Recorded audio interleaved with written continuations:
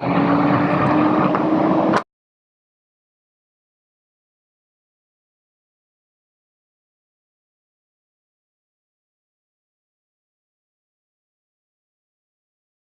what's happening, Black man? How you feeling, brother? I'm chilling, man. All right, man. We out here at McRae Park, man. This is damn. Wow. This is the neighborhood we grew up in, man. For those who don't know who you are, brother, on the local, the state, or the national scene, brother, why don't you introduce yourself to the viewing audience? Eric Reuben, grew up on 44th and 5th, McRae Park. That was the home park. From Boston. Wasn't a lot of hoopers, you know what I'm saying? So I ran into you and some fellas and your dad, you know what I mean, Ralph Sr. And yeah, man, this is where it all started from. It seemed like just yesterday, but yeah, it's been about a good 35 years ago. Yeah, and man, you know, it's kind of like that's the reflection of actually this court. This court was really meant a lot to the young brothers in this neighborhood that enjoyed the sport over the last 35, 40 plus years, really. What are your first memories of McRae and the formation of that squad, man? Well, me personally, I used to go to Boston every summer, so that's where I got my game, you know what I mean? And East Coast a little bit, you know, you went out there, got the kicks and all that, right? Yeah. Then came to the Middle East, because I didn't keep it East, you know? Right. And, you know, plug with you cats, McRae Park was a spot, like the park used to always be packed, you know what I mean? All the parks used to be packed. Well, hold on, was this before or after the one-on-one with Stokely?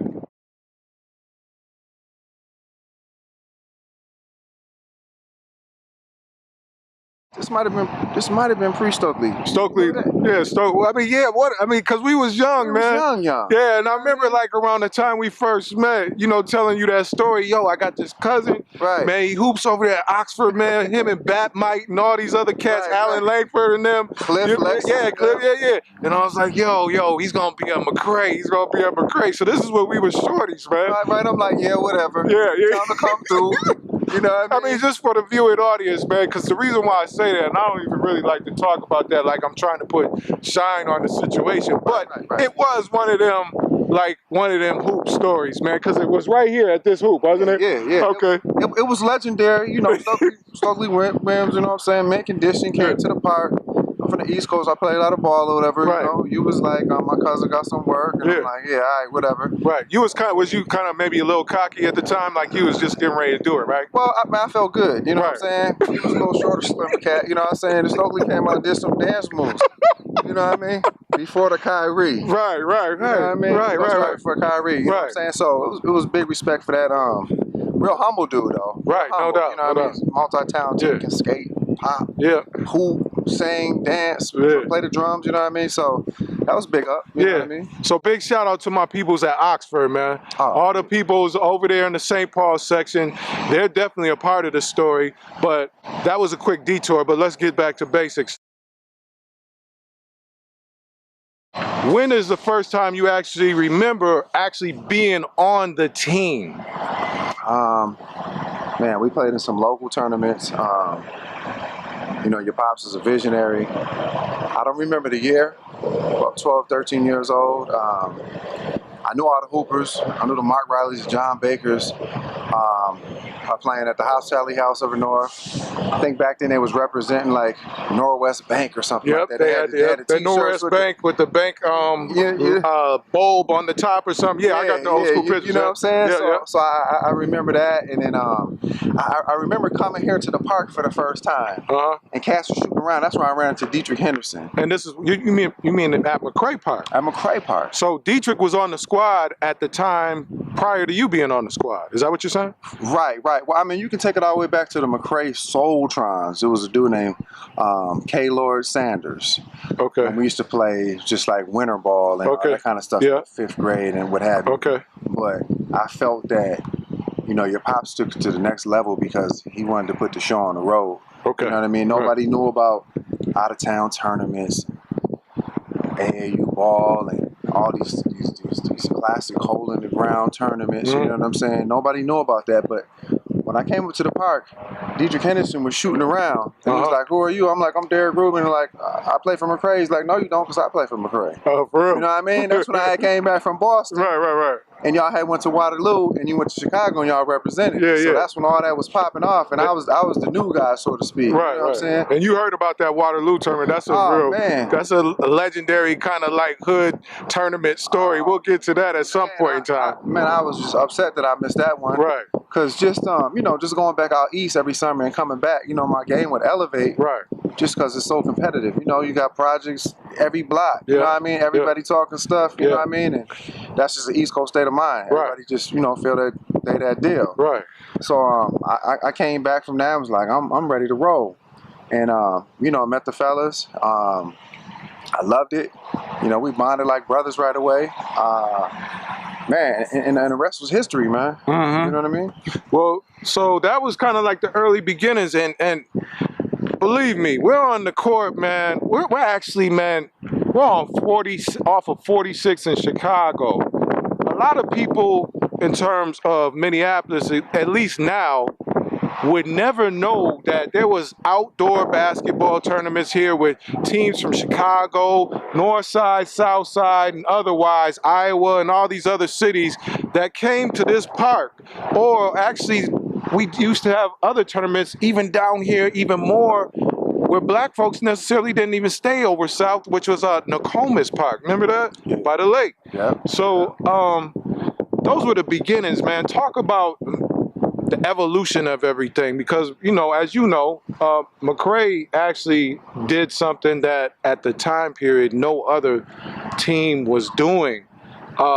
Even these white folks weren't even doing it at that time, man. Talk about the evolution of McRae from the beginning until how it moved forward. Well, the evolution of McRae Park, from my perspective, was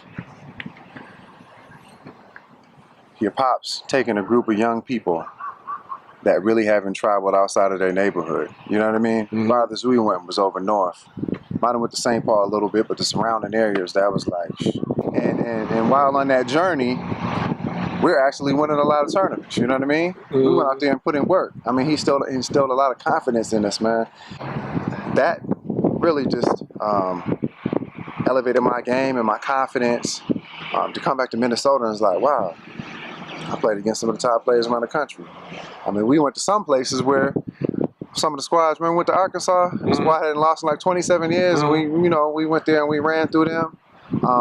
Just a lot of great experience, man. Red Shield in Denver. California, Vegas. We went to California joint, you know what I'm saying? This is when teams wasn't even going from really the north side to the south side on tournaments. And this is what the rest of the country was on. Right. You know what I mean? Before we even knew about it. AAU was just big down south. Your dad looked up the rules. You have a team represent the state, whatever state or whatever, you qualify. At the time, there was no state tournament. We had kind of ran through Minnesota. We had about, 8 or 9 people and hit the road.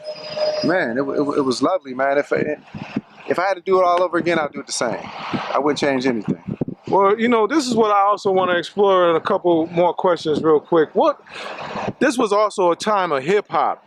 At the beginning stages when it really started to really click that, this music, this culture, you know what I'm saying?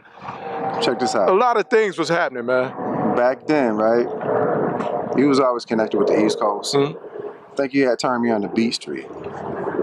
James Bryant and all that, there was older cats hanging with us, trying to show us some little stuff or whatever. But yeah, back then, man, there's so many joints, man. Like, I'm just trying. This was like Run DMC first, second album, like, you know what I'm saying? This is 84, 85, 83. I mean, this is like the early years of hip hop where young men were actually growing up, being exposed to, like you said, a lot of travel in a lot of different states. What do you think the influence McRae had moving forward in this city? Because a lot of people like to maybe start basketball here at a certain year. You know what I'm saying? I I would argue to say that the blueprint, you feel me? I mean, I'm looking for your, from your perspective on that. The blueprint from the talent and the players really came from those McRae squads, man. I mean, because if you look at it, a lot of people that came through that went on to do whatever they did in the high school game. I don't know. I mean, you tell me, brother. I feel like the Hospitality House was a spot over north. No doubt. Big shout out to the house. To the hub, yeah. Yep. McRae Park was a spot over in Minneapolis. We made it the spot in Minneapolis. Yeah. You know what I mean? I mean, we was the Southside Ballers. Yeah. After that was established and your dad popped off the 2 tournaments, then a lot of the Northsiders joined us. You know what I mean? Right. And then St. Paul came too. And then St. Paul came too. And then back then, as far as on the African American side, man, it was like McRae Park was what it was. You know what I'm saying? He brought all the blackness together. Right. You know what I mean? And then we had one team that we put on the road. Now, like AAU was about 35, 40, 50, 60 teams. You know what I mean? Right. I mean, how did that feel, man, from that age, and then traveling outside? I mean, what did that do to somebody like yourself when you took that and brought that to what you did in high school, man? It was great. To be honest with you, I didn't know what was going on at the time. We was just living, you know what I mean? Mm-hmm. Pops had the van with the hole in the floor. And we had to push the van to start it in the winter. I'm talking about freezing. Yeah. But just his motivation was like, okay, yeah, it's a blizzard, but we got practice. You don't have no excuse because I'm picking everybody up and I'm dropping everybody off. Right. I mean, there was no excuses. You didn't have no excuses for no uniform, for no shoes, because I'm going to get shoes for us. So we was laced up from top to bottom. Man, like whatever he charged for going out of town to tournaments, I mean, it was a lot of people that, families that was in poverty or whatever, he wasn't tripping. It's like, you can't do that, what can you do? Can you do $25? You do 10? You can't do nothing? Like whatever was needed, he provided that. Right. So to me, like right now as a parent, I took that back then and was like, shit. Like he did all this for us, and it wasn't even blood. Right. Like there's no way in the world that I'm not gonna do this for my seed. Right. You know what I mean? Right. Everything else, me personally, is to the back burner. Right. I'm gonna make sure that they got what they want. So he laid the foundation for that, as far as handling your business, as far as setting goals, and here's a vision. You know what I mean? And just seek it out and accomplish it. You know what I mean? So that's what I got out of it. Just years later. You know what I mean? Right. Right. Well, man, this is the thing, man. I'm glad we got a chance to catch up because I will say this. You know what I'm saying? When you think about handles and you think about a certain style of play, you feel me? Every 10 years has kind of like a transition of talent that takes it, that does something that makes things a little more creative and things of that nature. That takes the style of play and does a little something different. You know what I'm saying? Right. And I will say this, and I'll stand on this. You know what I'm saying? Like on everything, the South Side and you in particular, bringing a certain style of play that actually graduated in excellence on levels on when we were shorties to high school and beyond. I mean, this neighborhood is really where all that started, man. And you know what I'm saying? So, you, if anybody else, you and your mother and your father, your family is definitely deserving to be the first interviews on something like this, man, because this is us, man. This is our neighborhood, man, and this is where it all started from, man. And it really, big shout out to that East Coast connection, brother. Yeah. Big shout out to Boston on that. Absolutely. Yeah, Mrs. Reuben, man, and your mom talked about exactly what you said, man. To do all that and not necessarily charge the families or the kids or what have you to participate, man, that was a monumental thing that just came right from this court, brother. So in closing, man, is there anything that you want to say, man, as we kick this whole McRae experience off to document this story, brother? Man, I just want to give a big shout out to you, brother. You know what I mean? For staying who you are, not changing. I want to give a shout out to Dr. Sims. Oh yeah. I want to give a shout out to Dr. Sims for being that co-pilot. Yes. You know what I mean? Yes. On some of them tournaments, bring that experience to the table. Big up on that. To all the players, man, that played, man. Dale Smith, Willie Davis, Mark Riley, Ricardo Robinson. Yeah. James Demery. Yeah. Jay Baker. Henry Rucker. Corey. Yeah, we got to mention some other. Yeah, no doubt. Southside. Yeah. Man. Did you say Nev? Nevin Taylor. Yeah. Nevin Taylor. Okay. Yeah. Yeah. Absolutely, man. And just a big shout out, man, to Ralph Sr. You know what I mean? Like, I'm the man that I am today because of that brother. He took the time out to show us something different, man. To where it's at the point now where it's me as an adult or whatever.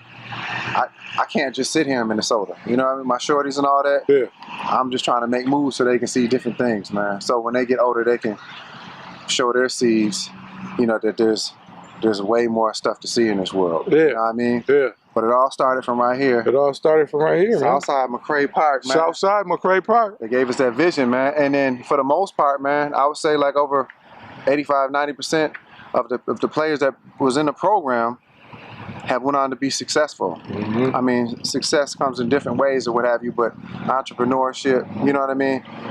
Living comfortably. Making contributions to the community, brother. Absolutely. Because that's really what McRae was really based on in its example. Giving back, and we all give back, man.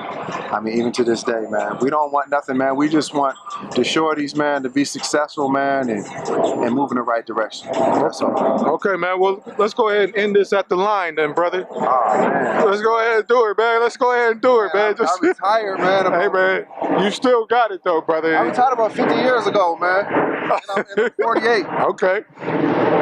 Let's end it at the line, brother. Let's end it at the line. You know what I'm saying? This is coming from the south side. On the 44th side, 43rd side. Okay.